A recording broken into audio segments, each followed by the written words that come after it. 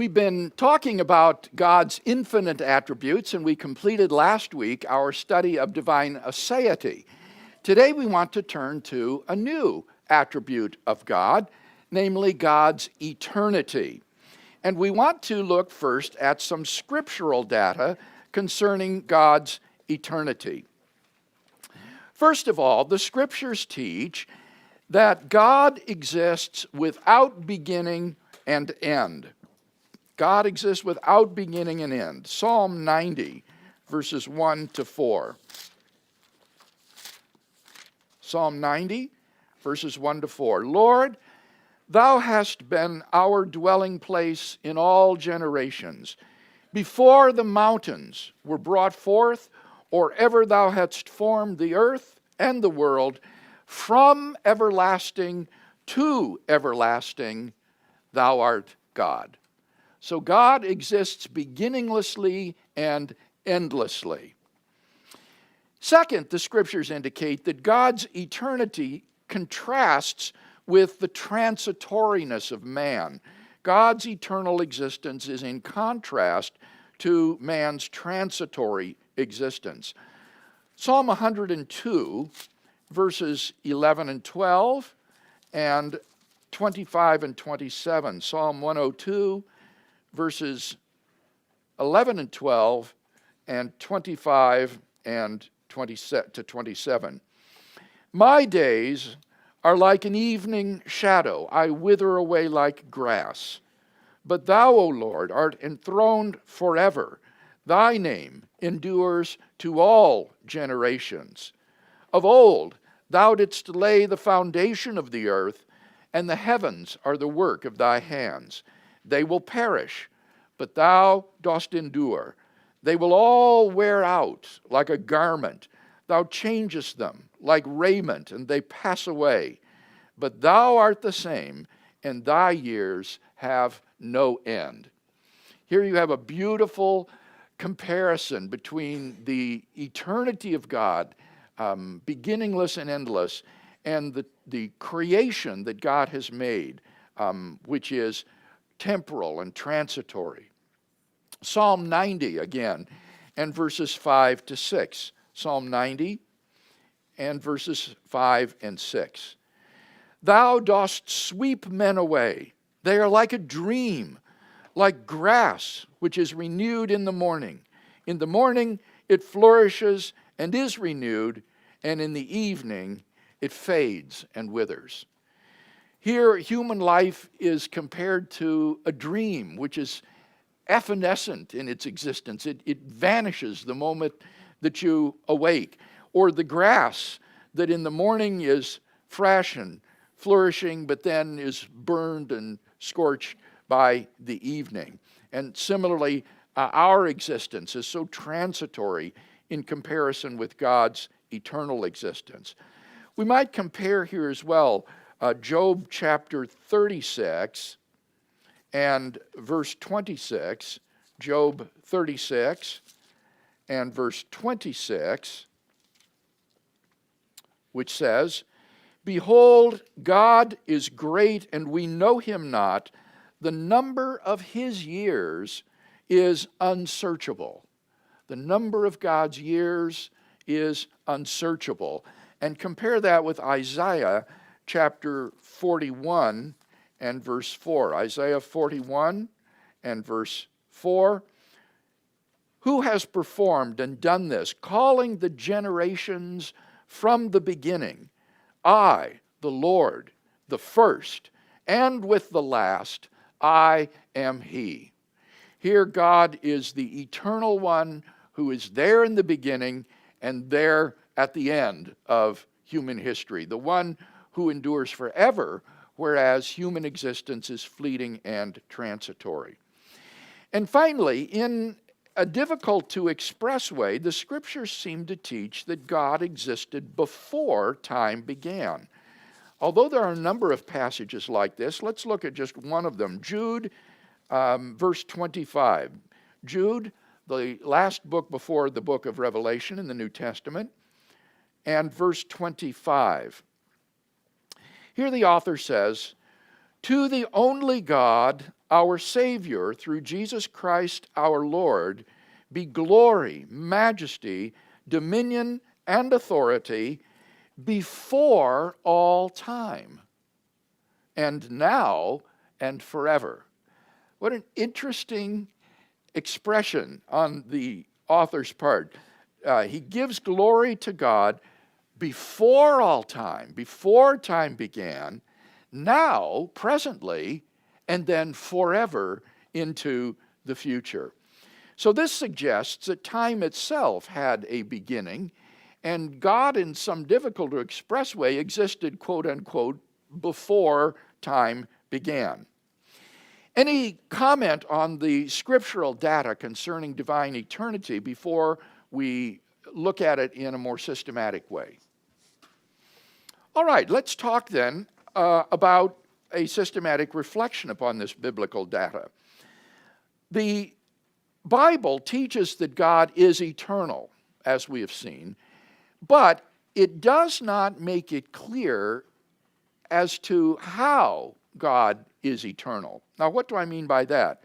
Well, there are two ways in which something can exist without a beginning and without an end. One would be to exist throughout infinite time. If we imagine time like a line which has no end but goes on forever and which has no beginning, then something could be beginningless and endless by existing throughout all time without beginning, without end.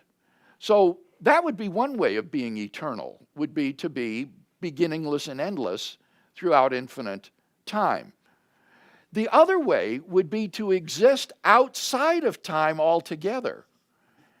If we say that God isn't on the line anywhere, then he doesn't have any temporal location and doesn't have any temporal duration. He would be beginningless and endless simply because the concepts of beginning and ending wouldn't apply to a being who isn't in time, a being who transcends time, who isn't on the timeline, would have neither beginning nor end because he doesn't endure through time. And as I say, the biblical data leave it an open question as to whether God is eternal in the sense of being omnitemporal throughout infinite time, or simply being timeless, or being atemporal. So that this isn't a question that can be decided biblically. Rather, this is a philosophical, theological question. This is where the biblical exegete can take you only so far, and then he has to hand the task over to the philosophical theologian if we are to go any further. So, the core idea of eternity that both of these concepts encapsulate would be to exist eternally is to exist without beginning or end, or to exist permanently. That's the core idea of eternity. But then there are at least two modes of existence that could fit that definition. Either an omnitemporal mode throughout infinite time, or else an atemporal mode of existence. And the Bible doesn't settle that question. Now, before we proceed further, let me ask if there is any question anyone has of a comprehension nature about these two different concepts of eternity, because this is absolutely fundamental to everything else we're going to say about God's relationship to time. Any comprehension question about this? Yes, Steve. Well, when the scripture you just quoted from Jude speak that God existed before a space-time, in other words, in other words, he existed before, that's kind of stating that time began at some time, space-time. So it would neither be, he could have been existing before there was such a thing as this realm with space-time, and then be in it as he created it. Yes, and the difficulty is, how are we going to understand this? How are we going to unpack it? Because taken at face value, it would seem to be a contradiction to say that God existed before time, because before is a temporal relationship. right? So to exist before the beginning of time in a literal sense would be a contradiction in terms. But obviously the Bible isn't a philosophy book, and therefore we need to try to understand what Jude is trying to say, and that will involve some sort of philosophical reflection to try to make sense of it, and that's what we're going to try to do. Now, is there any question, as I say, about these two different modes of divine eternity, if we can call them modes of existence, so that we understand the different ways in which God might be eternal? Because this is an issue on which Christian theologians are deeply divided today. Yes, Dr. Bob. Bill, I think I've mentioned this before. There is someone who came up with an idea, which I had already agreed with, is that God must have his own time. Let's simplify it and say his own time. If you define time as what takes place between non-simultaneous events, Yes. then obviously there was time before space-time was created, because if God has a thought and then another thought, Right. those are two non-simultaneous events, and something had to fill in between it. Now, if you want to call it something else, okay, but it seems to me that God has to have that time, even before he created the universe. Now, you say, well, what about time and distance is relative and all of this? No, fine. That would be another time in my concept again. But before he created that, he would have to have done that. Now, in Jude 25, which you cited, it's in the NIV, it says before all ages. Yes. And Brad just checked. The Greek is aeon, is strong 65. And the Greek meaning of that is the same as our meaning of epic, like the Roaring Twenties, a time that had a certain characteristic, but no perhaps definite beginning and end, but an aging. And generally when it says Christ in the New Testament says, lo, I'm with you even to the end of the age, that's where that is, meaning when he comes back for us. So rather than saying that verse, I don't think that's a strong argument that God, preceded time, but rather that he preceded all ages or all of the things which he created in the universe. Yeah. All right. That wasn't a comprehension question. What you have begun to do is to enter into systematic reflection upon this, and I think many of your comments were very helpful. I would say, though, with respect to ion, the use of the word ages can mean different things in different contexts. And if you look at how this is used with respect to God and time, there are a number of verses that seem to suggest that prior to the beginning of any of the ages, that God existed alone and that he then created these. Now, it may be that you'll want to say, well, he existed in a time of his own that is different from the sort of physical space-time that I think Steve was talking about. Right. So we'll hold that thought for now and come back to it. Yes? The line that represents time, does it always have a value to it? Like today, time to me means seconds, minutes. But is that what it represents, that infinite time, that it always has a value to it? Well, if by value you mean that they can be certain amount intervals that can be specified in it, we are talking about this kind of time that will have metric units like days, years, seconds, and so forth. So, right, that is what we're talking about. Is that what you're asking? Yeah, I'm just really confused now. What? Well, then time can't always exist because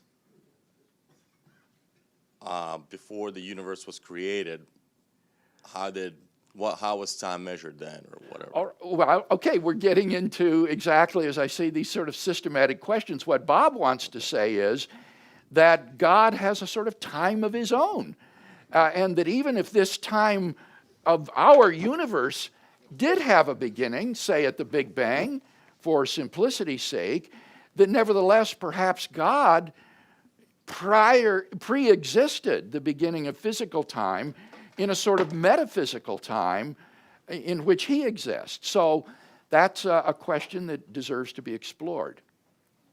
Isn't it a little more accurate to define time not as not as a straight line, but as a circle. Oh, well, now, I don't think that that would be right, Don, on a Christian point of view, at least, because on a Christian point of view, time or history is not circular. Quite the opposite. It has a goal or a telos, which is to be reached in the kingdom of God, the establishment of an afterlife, heaven and hell, and so forth, so that there is a creation and then there is an end toward which the world is striving and moving. So the Christian concept of time is linear. It's not circular. The view that time is circular would be a view that would be associated more with ancient Greek cyclical thought, that everything will repeat itself over and over and over again, that there is no goal or destiny toward which the universe is tending, but everything just happens over and over and over again. But even if that were true of human history, it seems to me that what that would give you would be still something like this, where the events would repeat over and over again, but there still would be a linear time. For time to be literally circular like this, that would mean that some event E is both before and after itself, which seems to be absurd. How could E be before itself and also after itself? If time is circular, that would be the implication, which seems crazy, because if E has already occurred, then it can't be before itself. So I think the idea of cyclical or circular time is absurd, really, and that time, if it exists, is going to be linear, even if the events in time recycle over and over again. Yeah, I understand what you're saying. I guess what I'm saying, and I didn't express it very well, is eternity would best be defined as a circle. It has no beginning, it has no end. No matter what point on the circle you pick, you can go to the left or you can go to the right, you can go up or you can go down. Whereas time, if you take it as a created event, does have a beginning, Yeah. does have an end, Well, and is defined. I have difficulty, again, Don, with this idea of it being circular, because that seems to mean that things are both before and after themselves. I think it would be better, if you want to pick a geometry for a timeless God's existence, I think a point, a single point, would be a better geometrical representation of eternity. There is no before, there is no after, there is no earlier or later, there is just that single state. So I would say if you want to represent eternity geometrically, then rather than any sort of a line, it would just be a point. I always think of time as something that we use as a surrogate for measuring change. Mm-hmm. And if God is changeless, then the God time is irrelevant because there is no change. And so if God has a thought and another thought and another thought, he doesn't change with his thoughts. So all the thoughts are simultaneous. All right. Now, okay, now see, this is a very different view than Dr. Bob's view. It is. And this is nice because we get here an example of where two people, both Christians, have different conceptions of divine eternity. One thinks of God as thinking in a sort of linear way, one thought after another, which, as Bob says, obviously sets up a before and after relation. Whereas Brad says, no, God doesn't think sequentially like that. All of his thoughts are in this single, in a sense, simultaneous point. And that exactly illustrates these two different conceptions of eternity. Many theologians would agree with Brad that a changeless God is simply timeless. Others, especially more contemporary theologians, would agree with Bob that God is in time and goes through a temporal sequence. So as I say, this is an issue on which Orthodox Christians disagree. But at least these differences are helping us, I think, to see very clearly the contrasting views. Now, was there a comment over here? Yes. Of course. Maybe on this one, I'd probably stay closer with Brad, but I would refer to Romans 4:17, one of my favorite verses. God calls the not being as being, or calls all things as though they are. So I see God as is living in the infinite now, that he doesn't have a time sequence of events, but that he can call all things as though they are, even though they aren't. That verse that you're referring to, where it says God calls into existence the things that do not exist, is probably a reference to his creation of the world from nothing. This is an expression of the doctrine of creation ex nihilo, out of nothing. But I don't see that that would decide the question that we're talking about here as to whether God's existence is atemporal or temporal. Either of these views, we'll see God as creating the universe from nothing. The universe doesn't have a material cause. God created all the matter and energy, as well as everything that's made out of matter and energy, as well as the angelic realms.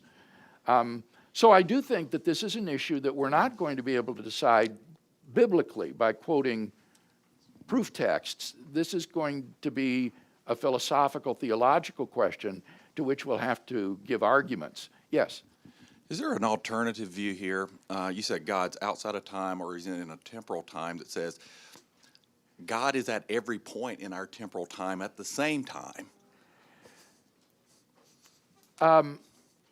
Yeah. Because ultimately, Well, see, because he can see he's in our temporal time, but he's at the same point because he can see the past, present, and future. Okay, now, it's very hard to make sense of what you just said, because you said God is at every time at the same time. Yeah. Well, now, which time is that? Is it at 3 o'clock that he's at every time? Well, that wouldn't make sense, because how could he be at every time if he's at that time? I think the only way to make sense of what you said would be if we had two dimensions of time, or a kind of hyper time, where, say, this is our timeline here. Now I'm drawing it vertically instead of horizontally. And here's T0, T1, T2, T3, and this is our timeline.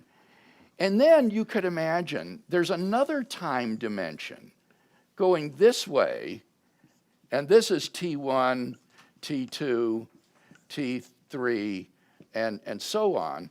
And what you could say is that at every moment of hyper time, God exists at every moment of our time, so that these vertical arrows would go across hypertime. So that would avoid the contradiction.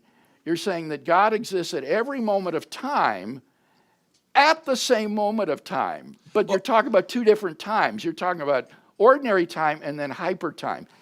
And the difficulty, I think, in that is not only is it sort of extravagant in postulating these hyper time dimensions for which we have no evidence, there's no reason to think these hyper times exist, but in a sense it only kicks the problem upstairs, because now you've got a God in hyper time who is just existing at one moment of hyper time after another, and so it's the same problem I guess all over again. Another way to say it is he omnitemporal.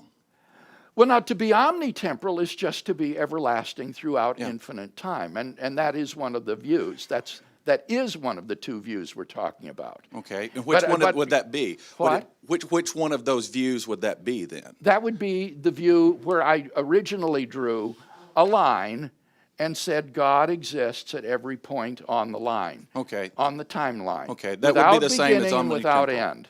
Okay. But what I heard you saying was that God exists at every point in time at the same time. Okay. Which to me sounds like this sort of hypertime view, which is a possibility. I mean, you can make sense of it, but as I say, I think it's extravagant, and ultimately it just kicks the problem upstairs. It doesn't really solve it. Well, I guess it really gets down to what is the true definition of time here. Well, not necessarily. I mean, I'll say something about that, but I don't think that Bob and Brad differ on their definitions of time. They just conceive of God's relationship to time differently. I don't think it's a definitional matter here. It's just that one person thinks of God as being in time, like us.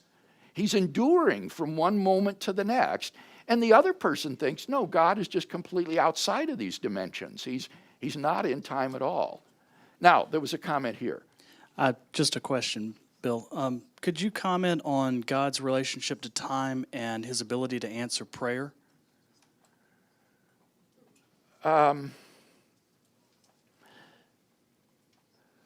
This, I think, gets into the question of divine omniscience and his foreknowledge of the future. Some people have argued that God must be timeless because this is the only way in which you could explain his knowledge of the future, given human freedom and indeterminacy. He's outside of time, and all of time is spread out before him. And so that's how he knows the future, and so that's how he can answer your prayers before you pray them, because he has foreknowledge of the future. I don't think that's a good argument. When we get to omniscience and we talk about divine foreknowledge, I'll try to give an account of how God can foreknow the future without being timeless. But you're certainly right in drawing our attention to the fact that some people have said that this is why they believe God is timeless, because that explains how God can know a contingent future and so can answer prayers in advance of their being prayed. In terms of God's eternality, is it wise to state it such as God exists in eternal now? Okay, this is a very common expression, isn't it, for those who think God is atemporal, that God exists in the eternal now. And I think that we need to understand that this is metaphorical. It doesn't mean that there is a time in which God exists, and this time is composed of only one instant. But it's kind of like an instant, as I said, in that on the atemporal view, eternity is sort of like a point, geometrically.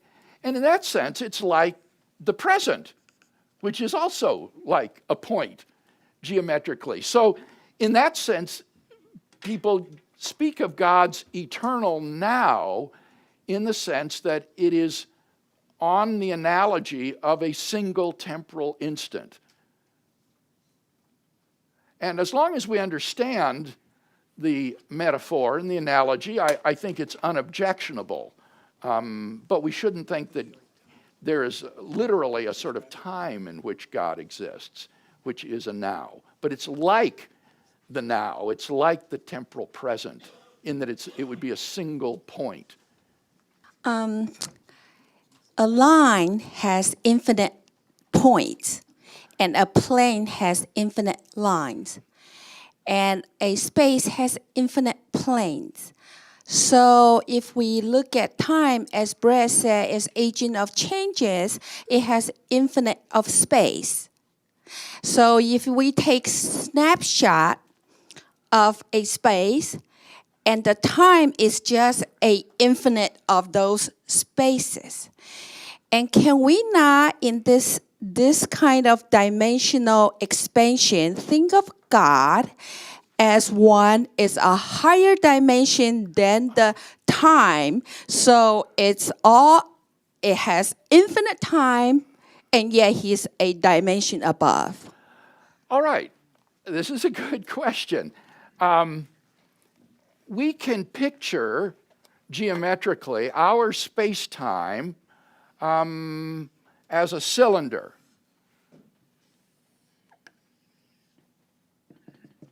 in which time will be the vertical dimension, and then the two horizontal dimensions will represent our three-dimensional space.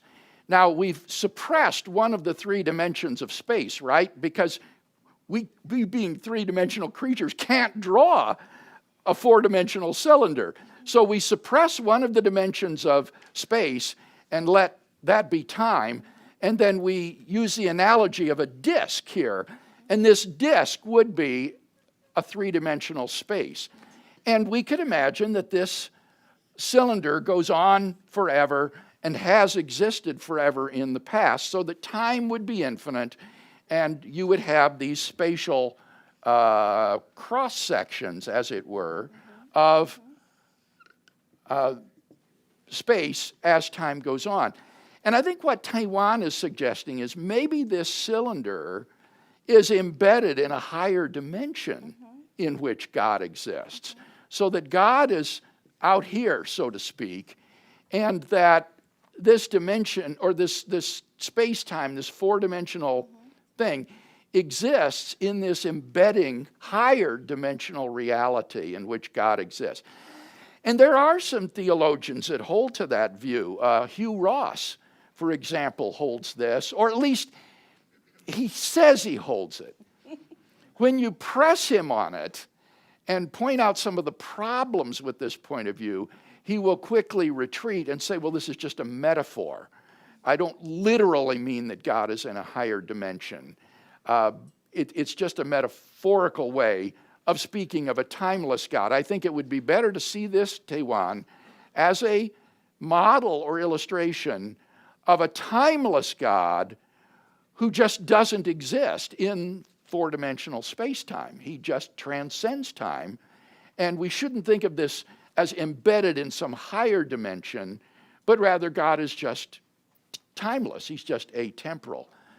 But you're certainly right in drawing our attention to this alternative. So I'm just curious with when you had the two-dimensional graph of hypertime versus current time, and now this graph, don't you open the door for a multiverse explanation of the universe? And does that cause a problem? I don't see how this opens the door to that. It seems to me that it's quite possible to say that God has created other space-times besides our own. That would seem to be legitimate, but I don't think that that's implied by this or dependent upon this. That's just an independent question, I think, that God may have created other space-times besides ours. Is it possible that one of the other space-times that he created besides ours would be that which the angels inhabited? Well, the difficulty there, Kevin, would be if you put these angels in some other space-time, say over here, then it's hard to see how they would have any interaction with us because they're in a different space-time. So if we want to say that angels are, involved in our history and space and time, then we need to keep them here rather than sequester them someplace else where they couldn't have any kind of causal connection with us or any kind of temporal relation.